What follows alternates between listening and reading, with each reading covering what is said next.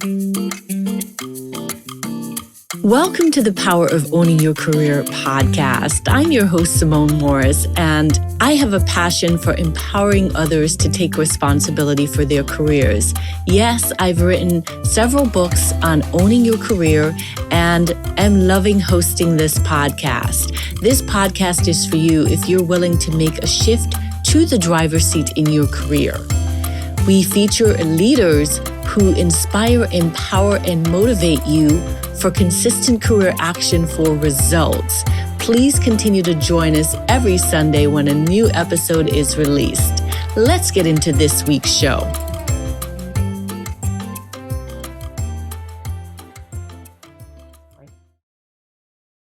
Welcome to this week's episode of the Power of Owning Your Career podcast. Today we have with us Genisha Metcalf.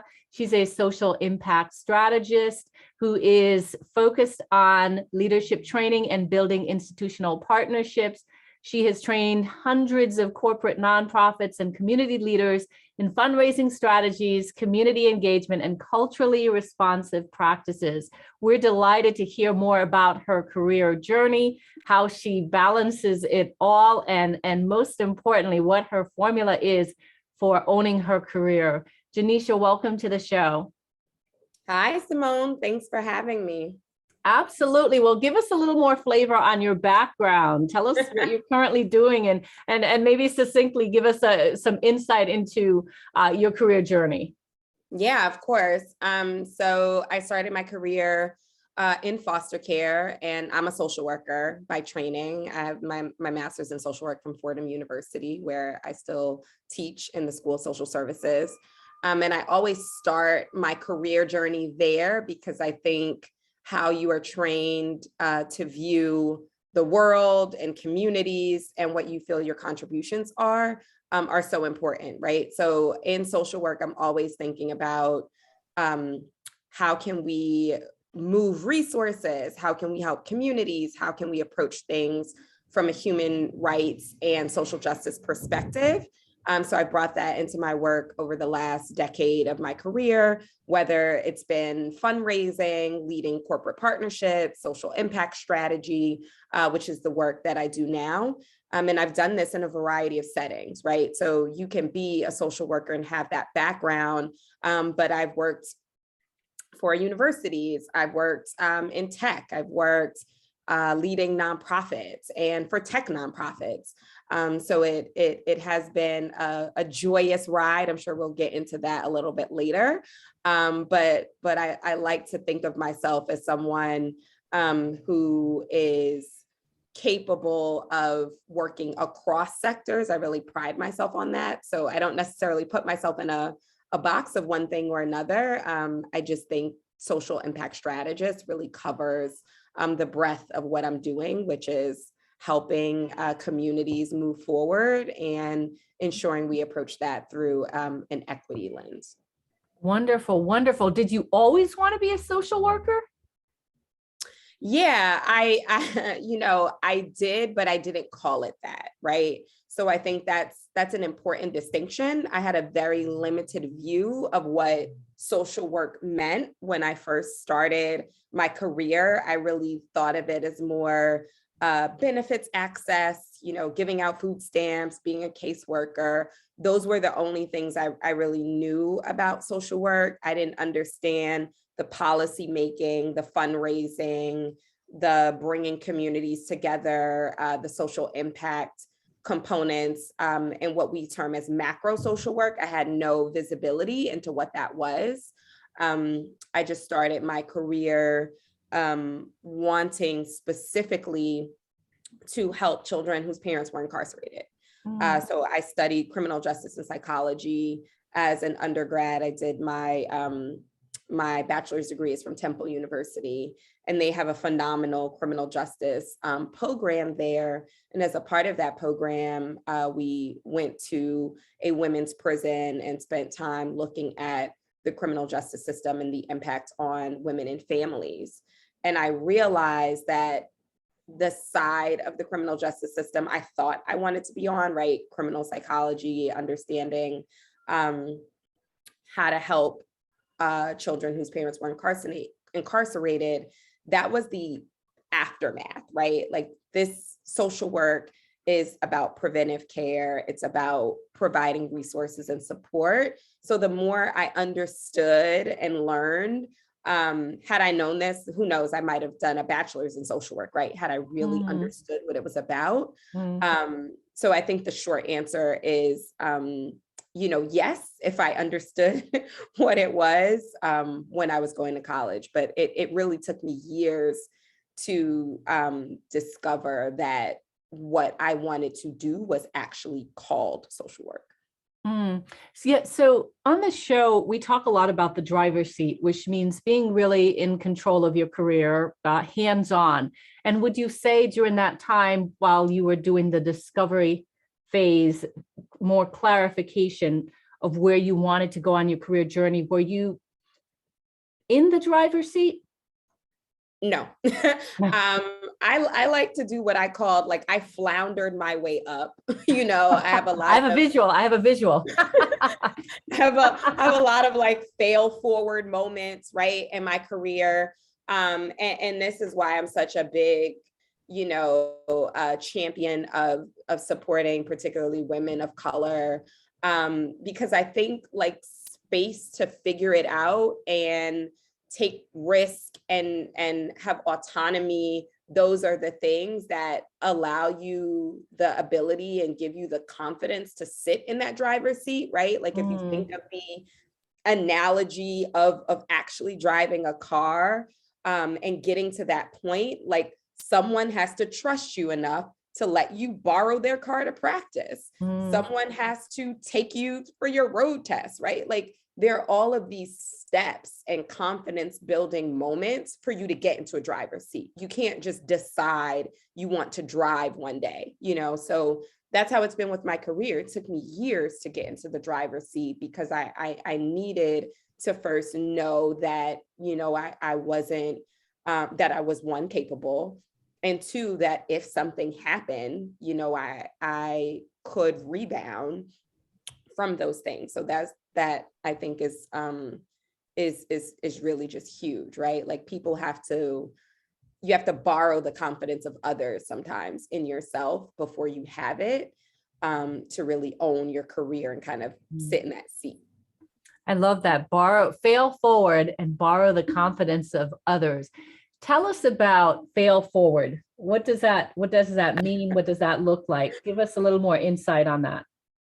Yeah, I mean, so I can think of some pretty clear examples, right? Of like what I thought it meant to be a leader, what I thought it meant to be, in charge and running a team, and coming in sometimes with this preconceived notion that like I am the director, I am, the person who is responsible and taking on so much of that weight and pressure responsibility. And quite frankly, having people who were younger than me and more savvy, and, whether it's more tech savvy or more savvy in terms of just knowledge base and having expertise in a particular area. For example, I think about my time at City Year, managing the corporate partnerships team. There were some times where I didn't know what I was doing in building out, this brand new aspect of a program, but had AmeriCorps members who, for a lot of them, this was their first job. They were newly out of college, but they had such passion and such focus and confidence in what they were doing and resolve that helped me as a leader, right? When I did, make a mistake, it was like, I could lean on my team. Even if I was leading the team, you can also lean on your team and lead on those various areas of expertise to push you and really get to the finish line together. So that was an important, lesson for me, of you may not always hit your marks, right? I'm a very goal-oriented person, especially in fundraising.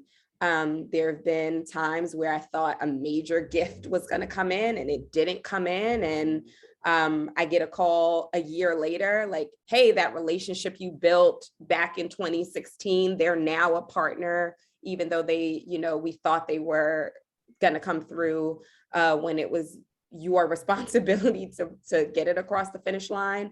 So I think moments like that have shown me, you know, my strength, right? Like sometimes you don't always see the victory. It doesn't mean that the steps you took to build it or to get it there weren't essential. And I think that's important, right? Especially for, you know, women. Sometimes we like to get those credential marks and those check marks and really make sure that our presence is known, our value is known, our worth is known. But I think in those fail forward moments, it just teaches you that my success, my leadership, my value isn't tied to every single win, right? I am an asset to any company I affiliate myself with because I work hard, I'm good to people, I believe in my teams, I push my teams. Like those are the values versus I just raised $100,000, right? Like, and make no mistake, as a fundraiser, like I want to raise money, I want to be excellent in my work.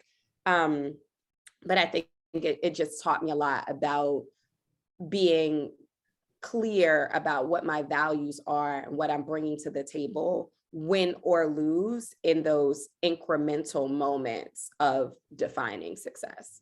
Mm-hmm.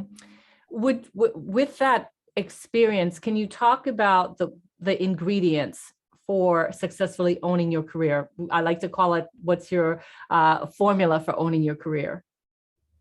Yeah. What do you need? So for me, the formula has been simple. Like, trust people, trust your instincts, trust God. That's me. That's my personal, right? And so when I say trust people, and this is probably a hard one for some, is like, you got to take the feedback. If I say, Simone, you are my mentor, you are my advisor, I believe in what you say, and you say, I don't know if you're ready for X position, right? It's not, oh, Simone doesn't believe in me. You might have a different vantage point in seeing something that I don't see, right? So you have to have trusted people who mean well, people who know you well, who know your skills well, you know, and vice versa. If Simone, if you're like, I think you can be vice president, and I'm like, no, I'm not applying for that. That's too sweet for me. I'm not ready for that, right? Like you have to trust that sometimes the people who are in your corner, on your team that you've built out, have your best in your you know, have the best intent, and also can help see something that you may not see. So that's the first thing. It's like, you got to trust people, like full stop. People you're reporting into, people who report to you, which is the thing I'm a firm believer in. Like there's no, you know, I am the person in charge. So anyone associate level, intern level on up can provide value, you know, and I think like that sometimes is where the moments in my career where I've seen the most growth is when I've had, you know, that sort of trust. And trusting yourself is so key, because we have instincts. You know what I mean? You get to a job and you feel it. You know if it's a fit within a couple weeks. It might take you a while, but I can tell you that every time I've looked back on an experience that didn't work out, it was because I stayed too long. I was in it for the wrong reasons. I didn't follow my gut. So you have to trust yourself, and you have to give yourself time, space, and mental clarity to tune into your intuition, right? So you're not just going to wake up and it's like, this is the opportunity for you, go for it. But like really sit with decisions. You know, I think sometimes that is what has messed me up, is not giving myself enough time, right? So you get an amazing job offer or a leadership opportunity, and you're like, yeah, I want it, you know, right away, without even thinking, without even processing it, without even, you know, reflecting on it and what it means for you. So trust yourself and trust your plans that you've laid out for yourself, right? If you say within 5 years, I want to get to X point, okay, well, why is that important to you?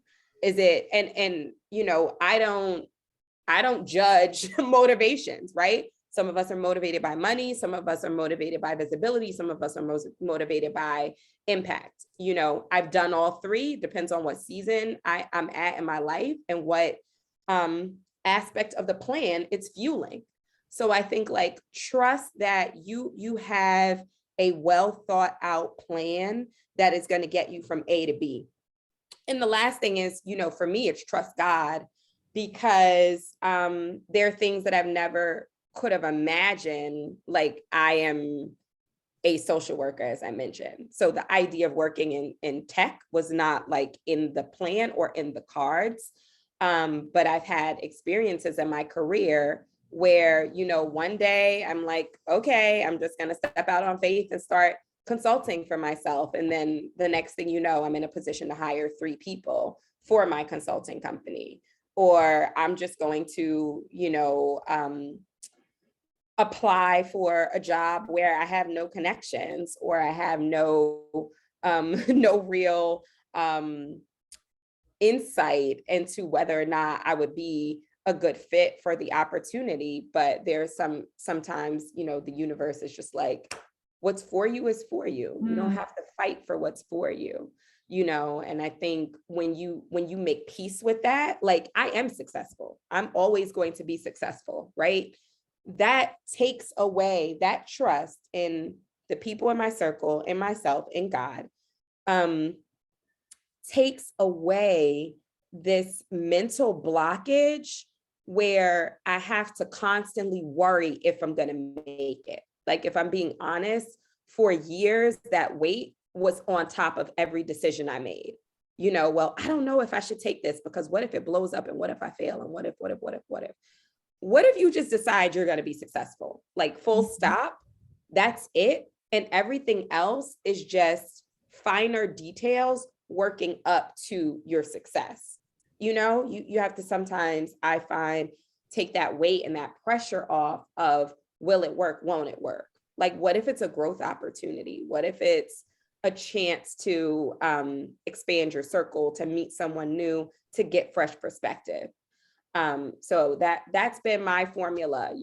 I'll tell you, I'll keep you posted on where it lands me. Because I also think success is fluid. Like there are times where I've been extremely successful at work, right? I'm fundraising millions of dollars, grants came in, doing great. But if you ask my 8-year-old, was I successful? It's like, haven't seen mom much, so no, right? And vice versa. There are seasons where I put everything into being PTA president because it was important to me to build the school community where my children are being shaped and children in my community are being shaped. And was my performance at work stellar in those seasons? Probably not, because it was selecting where I was going to invest, and for me, the balance is looking at it in totality and what type of woman I want to be, what type of legacy I want to provide for my children. And all of those things equate to success, not just like, are you successful at work? Are you successful at home? Are you successful in your community? But there has to be integration in those things. I'm curious, how do you reconcile, you talked about trust people, trust your instinct, your gut, trust God. How do you reconcile if one of those is out of whack? So how do you reconcile where your gut tells you not to trust someone, but your first tenet is trust people? How do you reconcile those? Yeah, no, that's an important point, right? Because when I say trust people, I mean people that you have gotten, you have vetted, you have vetted, okay, that have come to trusted advisors. Trust your trusted advisor. Okay, right? All right. And I just say that because that was honestly hardest one for me, where it was, somewhat difficult to understand that I was not the only person who could be right about my career or a career decision. And so that's where it comes in, right? Where it's like, trust that your mentor is your mentor for a reason. We're not talking about just Joe Schmo off the street. Your sponsor, your advocate, whoever you have in your circle, these people want to see you win. And I think feedback, especially, sometimes is so hard because you're like, no, I deserve to be director right now, today. I want it now. Mm-hmm. I should have, I'm beating myself up because I didn't, my team didn't perform the way I thought my team was supposed to perform, right? So you have to trust when people are, I'm saying this in my 4 years into my career self, to someone who's been an executive director for 10 years and been in the nonprofit sector for 20. So it's like, you might want to trust that, they have a different vantage point and see something that you don't see, so that's what I mean. But and those things are not necessarily in order. My instinct has always been right. Like, anytime I look back in retrospect where it's like, that is not it, it's not been it. Okay. I want to take a short break. And when we come back, I want to talk to you about risk and about resources that you have used to level up or to sustain or thrive in your career. So let's take a quick break and come right back. Hey there, it's Simone Morris. So excited to invite you to our upcoming Facebook Live session on careers. I am excited. I hope you're enjoying the interview. I know I certainly am.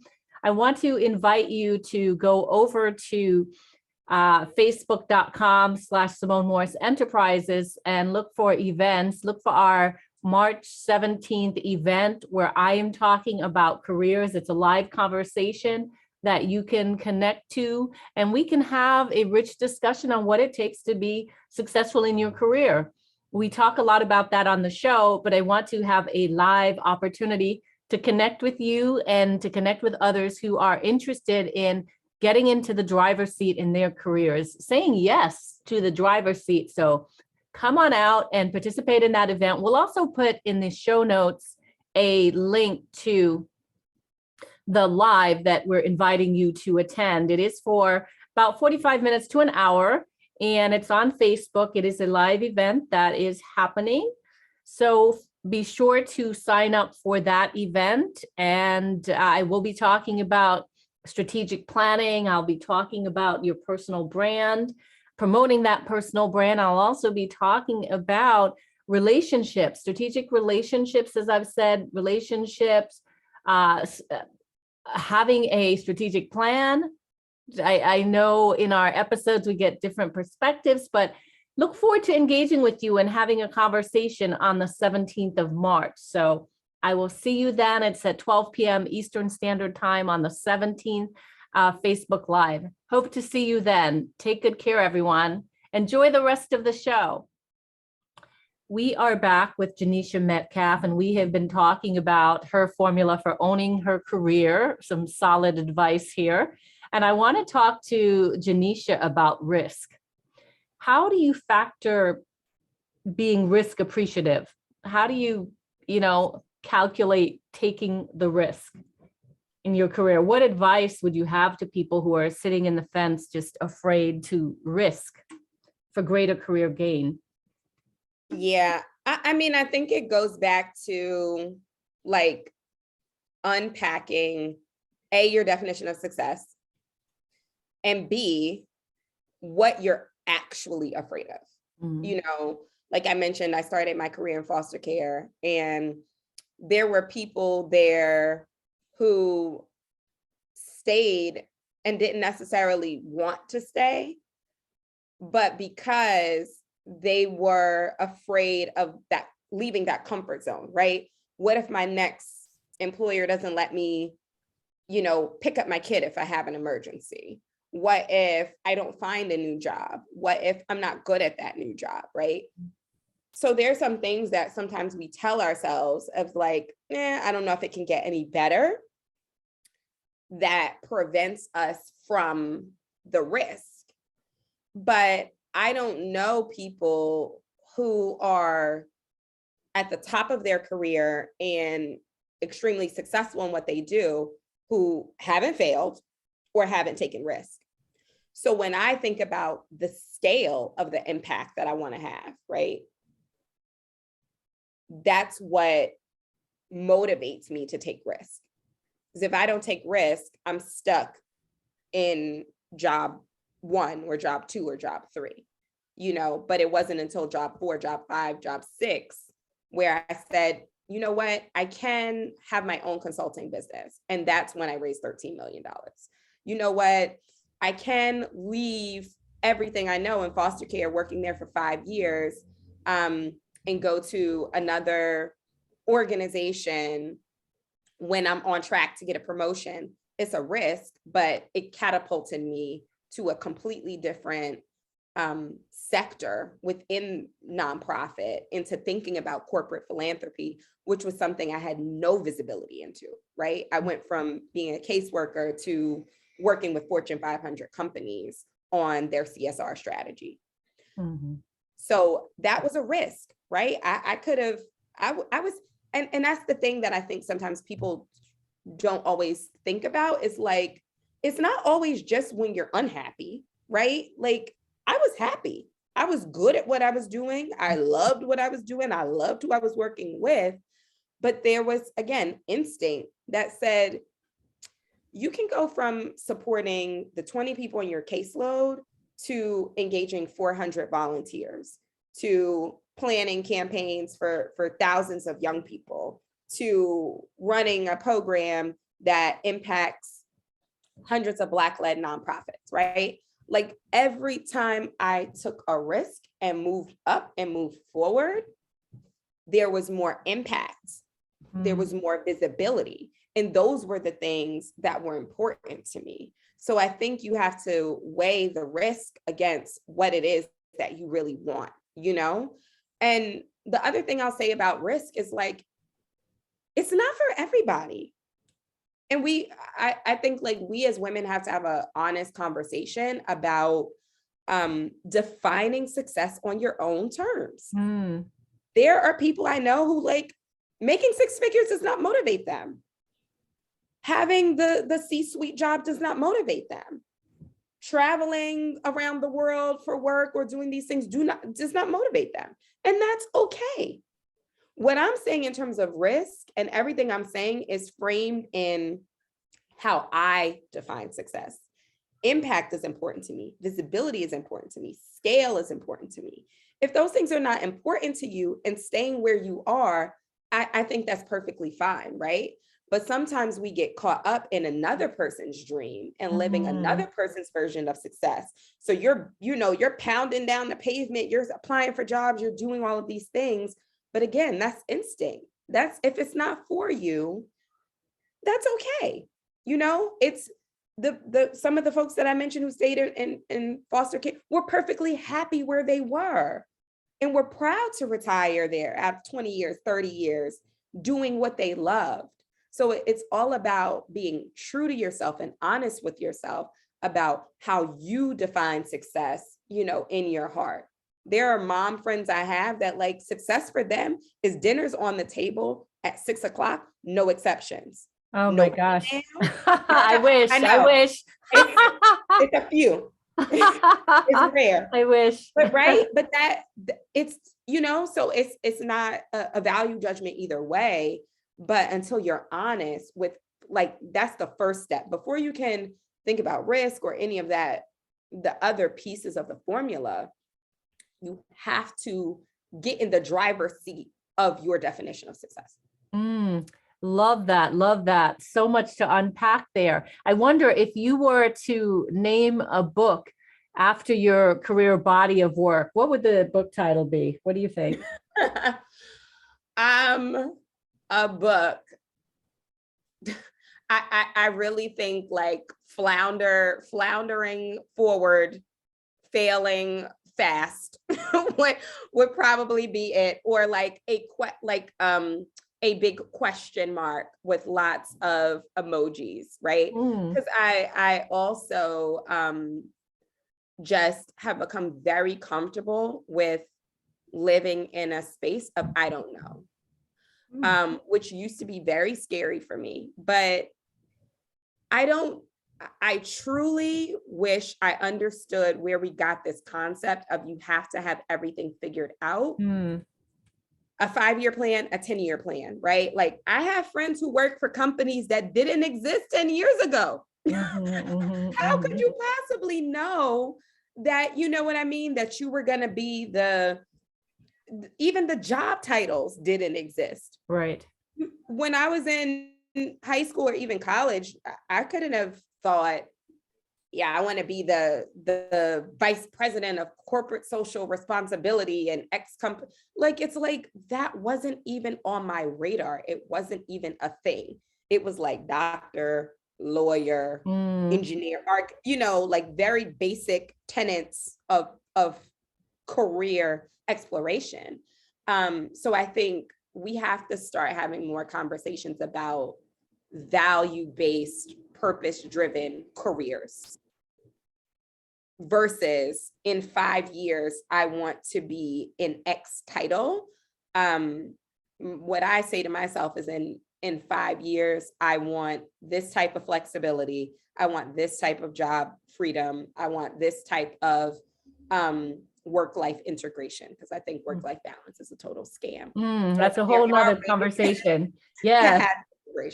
Yes. As we wrap up, I want to make sure we get this last question in. Let me ask you, what resources have been helpful to you on your career journey that you can recommend to the audience?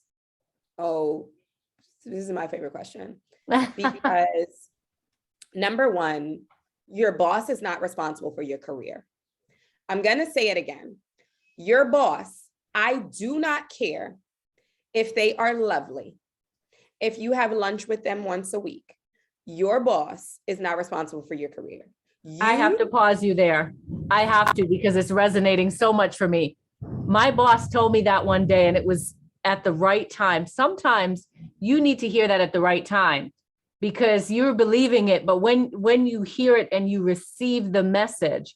And so I often say and play back what I was told: your career is your responsibility, which is what you're saying. Your boss is not responsible, and we get that twisted. So I just wanted to interject, because that landed profoundly for me as well. And so the number one resource you need is honesty with yourself, because only you know what you truly are good at and what you struggle with. I'm not talking about the padding on your resume. I'm not talking about, if you know that it took you 5 hours to do that PowerPoint deck, go take a class, get sharp on your skills, pay attention to who holds power and what skills they have in your sector. There are too many resources to name, specifically, but I'll share the ones that were important to me. So as I mentioned, I'm a fundraiser, right? That's a part of my work. I took a grant writing class 5 years into my career. I was sitting right at Hunter College, taking an evening class because I needed more practice. No one told me to do it. No one gave me that, feedback, but I needed more practice. I got an executive coach 10 years into my career, because guess what? I needed to work on executive presence. I needed to understand strategic planning. I needed to understand whether or not I was even interested in aspiring to being C-suite, right? Those are things outside of what your boss, what that conversation is. It's amazing. I've had amazing managers and people leaders who have been mentors and friends and champions for me. but I think we sometimes get very lost in what the expectation is there. So that's what I would say is the number one resource is do your own self-assessment. Not tied to anything. Be truthful and do your own self-assessment. You know you can't write if you can't write. If you can't write, get help. You know if your public speaking skills need, you know what I mean? Like, it's just like school. You know when you got the B and it could have been an A, but you didn't put 2 more hours into it. So that, I think, honesty with yourself is your greatest resource. It will push you to grow in incredible ways. The second thing is, I think you need to understand the difference between mentorship, sponsorship, and coaching. Mentorship is really about holistic support. Like, I'm going to sit, I'm going to listen. I have the full vantage point of seeing you grow in a number of areas. So I'm there to push you through. Sponsorship is like, what door do you need open? And coaching is, look, I'm trying to negotiate my salary. Help me. How do I get from A to B? I'm teaching a new class for the first time. How do I get from A to B? Is there a syllabus I can use? Is there a model? Is there a template? So the sharper you get on having resources in those 3 buckets, right? I have mentorship resources. I have coaching resources. I have sponsorship resources. The tighter you get on understanding where those things live, because I don't go to my sponsor for something that's a mentorship question, right? I'm not asking my sponsor to look at my resume, for example. I'm the resume's already been gone over, vetted. I'm asking you for help with the connection, right? And I think that's like a key resource that people sometimes take for granted is, are you asking the right person for the right thing? Don't waste your own time. Don't waste people's time. I am happy to meet with anyone at any time. You want to schedule 30 minutes, you want to, coffee, whatever it is. I mean, I had one mentor who was so busy, I would go to yoga just to get on her calendar, like 8 a.m. or like breakfast meetings, like what you need, I'm there. Be flexible, be flexible. Being flexible, but I knew what I wanted out of those conversations. And even when I didn't have it fully figured out, there's still a way to have goal-oriented conversations by saying, listen, I'm in an exploratory phase in my career right now. I think I'm interested in tech. What do you think are some steps I could take to see if this is for me? I'm trying to figure it out over the next 6 months, right? That's not me having a fully figured out plan, but that's me having some directional thinking and not just going into the conversation with, let's just talk about the weather, right? Yeah. Because you can do that and then you find yourself with a calendar full of conversations, but you still didn't progress anywhere. So it really always comes back to, what do you want? Who do you need to go to? And how do I find the right resource for it? Wonderful. That is solid. So much good stuff. Such a good interview. Genisha, I want to thank you so much for being a guest on the Power of Owning Your Career podcast. Please tell our listeners, if they want to stay connected with you, where should they go? How should they find you? Yeah, I mean, I'm on the internet. So GenishaMetcalf.com. That's my website. Feel free to get in touch. My LinkedIn. That's it. Happy to talk always. But really, just if you are true to yourself and you believe you are successful, and everything else is just a finer detail in laddering up to your success, you'll get there. Awesome. Well, again, my thanks for being a guest, you saying yes to being a guest on the Power of Owning Your Career podcast. Love it.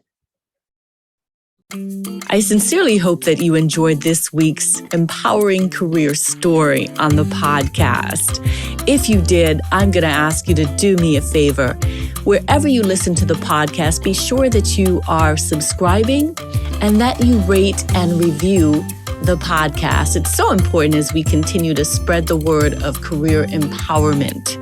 In addition, you can head over to the LinkedIn platform and join the Power of Owning Your Career discussion group. There you can have access to the guests who have been on the podcast, as well as others listening to the podcast, as well as myself, where we can continue the conversation. I hope to see you on that platform. You can also email me at pooyc@simonemorris.com if you have a suggestion for guest or a message that you want me to hear personally. Thanks so much, and make it an inspiring, empowering week in your career.